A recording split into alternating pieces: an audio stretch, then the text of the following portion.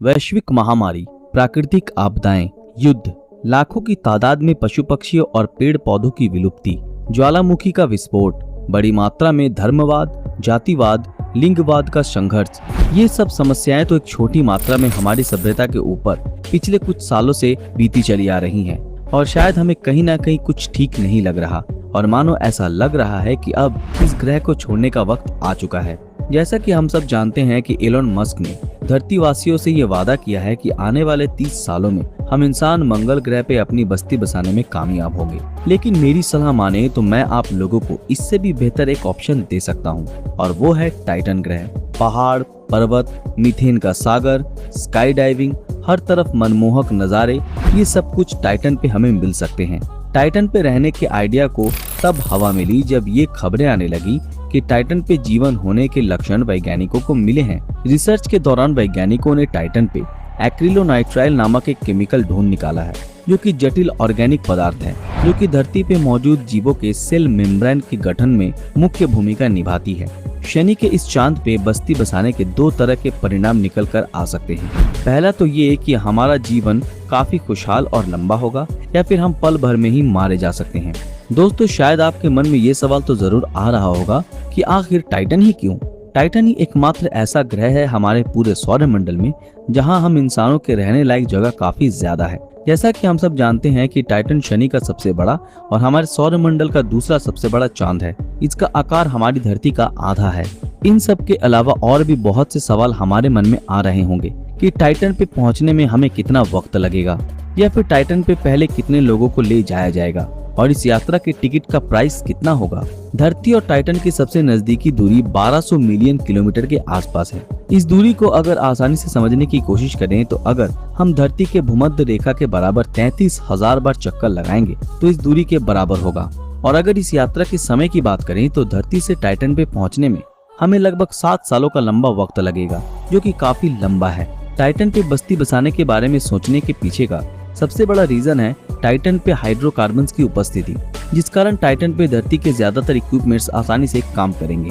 American scientist doctor Robert W बेसॉर्ट के मुताबिक अगर 400 लोगों की क्रू टीम को टाइटन पे भेजना हो तो उनके सर्वाइवल के लिए 24,000 टन की जरूरत की चीजें साथ में ले जानी पड़ेंगी, जो उन्हें वहां जिंदा रहने के लिए जरूरत होगी।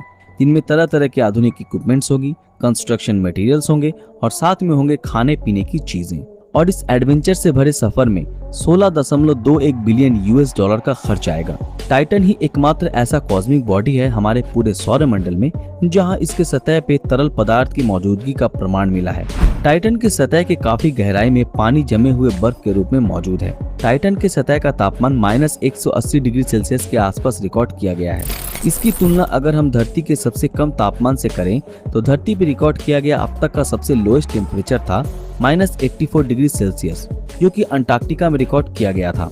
इन सब के अलावा भी टाइटन का एटमॉस्फेयर धरती के एटमॉस्फेयर से 50% तक अधिक घना है और यहाँ तक कि टाइटन पे मैग्नेटोस्फीयर भी मौजूद है, जो कि सूरज की खतरनाक रेडिएशन से हमारी सुरक्षा करेगा। वहीं अगर हम मंगल पे रहने की बात करें तो हम बिना स्पेस सूट के मंगल पे नहीं घूम सकते, क्योंकि मंगल का एटमॉस्फेयर काफी पतला है। इसका मतलब ये कि भविष्य में टाइटन पे रहने वाले लोग बिना स्पेस सूट के भी वहाँ सर्वाइव कर पाएंगे। टाइटन पे रहने के लिए हमें बस एक स्पेशल तरह के गर्म सूट की जरूरत होगी और हमें संग में ऑक्सीजन सिलेंडर लेकर घूमना पड़ेगा और साथ ही साथ मास्क भी पहनना पड़ेगा। एक्सपर्ट्स ये कहते हैं कि टाइटन पे हमें ऑक्सीजन की सप्लाई टाइटन की सतह के नीचे मौजूद जमे हुए बर्फ से ही मिल जाएगी। वैज्ञानिकों के मुताबिक अगर हमें धरती को छोड़ किसी और प्लेनेट पर घर बसाने के बारे में सोचना है तो टाइटन हमारा पहला चॉइस होना चाहिए। टाइटन की ग्रेविटी अर्थ की ग्रेविटी का 14% है, जिसका मतलब ये कि आप टाइटन पे आसानी से उड़ सकते हैं। टाइटन पे भी बादल है, बारिश होती है, नदियां हैं, समंदर है, लेकिन ये सब पानी से नहीं बल्कि तरल हाइड्रोकार्बन के बने हैं, जैसा कि मीथेन और इथेन। टाइटन की ग्रेविटी कम होने के कारण टाइटन पे बारिश काफी धीमी गति से होती है। जहां धरती पे बारिश करीब 32 किलोमीटर प्रति घंटा की रफ्तार से होती है, तो वहीं टाइटन पे बारिश 5.6 किलोमीटर प्रति घंटा की रफ्तार से होती है, जो कि धरती के बारिश से 6 गुना तक कम तेज है। अब आप सोच रहे होंगे कि इतनी धीमी बारिश में घूमने में काफी ज्यादा मजा आएगा, लेकिन दोस्तों मेरी सलाह है कि आप बाहर ना जाएं और अगर जाएं तो बिना अम्ब्रेला के ना जाएं। जहां धरती पे रेन ड्रॉप का डायमीटर 0.25 इंचेस ही होता है, तो वहीं टाइटन पे रेन ड्रॉप का डायमीटर 3.5 इंच तक होता है, जो कि किसी टेनिस बॉल जितना होता होगा। टाइटन पे मौजूद समंदर 100 फीट तक गहरा और 100 माइल चौड़ा होता है। टाइटन पे मौजूद क्रैकेन मारे नामक हाइड्रोकार्बन का समंदर धरती के कैस्पियन सागर जितना बड़ा है। शनि का ये चांद टाइटन का एक तरफ ही शनि की तरफ रहता है और ये इसी डायरेक्शन में ही शनि का चक्कर लगाता है, जिसका मतलब ये कि इसी साइड पे हमें अपनी बस्ती बसानी होगी, ताकि शनि से रिफ्लेक्ट होने वाली सूर्य किरण से सारा दिन हल्की रोशनी टाइटन के सतह पे पड़ेगी। आप लोगों को ये जानकर हैरानी होगी कि टाइटन का एक दिन धरती के 16 दिन के बराबर होता है, तो वहीं टाइटन का एक साल धरती के 29 सालों के बराबर होता है। यहाँ तक तो सब कुछ हमारे फेवर में है और मजेदार भी है, लेकिन एक चीज जो टाइटन पे रहते हुए हमें झेलनी पड़ेगी वो है पॉइजन। टाइटन के स्ट्रेटोस्फीयर में एक तरह की जहरीली बादल का अस्तित्व वैज्ञानिकों को मिला है, लेकिन दोस्तों इससे हमें डरने की कोई जरूरत नहीं है।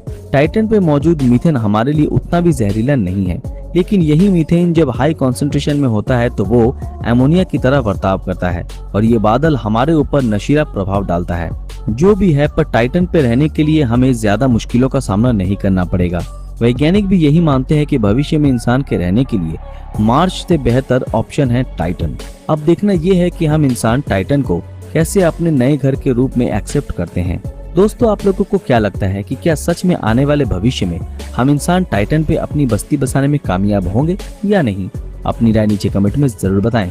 दोस्तों, आज के लिए बस इतना ही। आज का हमारा ये वीडियो आप लोगों को कैसा लगा हमें कमेंट में जरूर बताएं। अगर ये वीडियो आप लोगों को पसंद आया तो इस वीडियो को लाइक और ज्यादा से ज्यादा शेयर जरूर करें।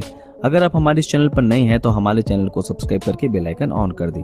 तो फिर मिलते हैं आपके साथ अगले वीडियो में, तब तक के लिए अलविदा।